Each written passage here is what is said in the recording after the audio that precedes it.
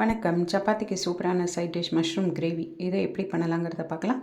ஒரு மிக்சிங் பவுலில் 500 gram மஷ்ரூமை wash பண்ணி சேர்த்துட்டு 1/2 டீஸ்பூன் உப்பு, 1/4 டீஸ்பூன் மஞ்சப்பொடி, 1/2 டீஸ்பூன் மிளகாப்பொடி, 1/2 டீஸ்பூன் ஜீரகப்பொடி, 1 டீஸ்பூன் தனியாப்பொடி, 3/4 teaspoon garam masala, 1 teaspoon kasuri methi, 3 tablespoon தயிரை சேர்த்து நல்லா மிக்ஸ் பண்ணிவிட்டு 20 நிமிஷம் மேரினேட் பண்ணிக்கலாம்.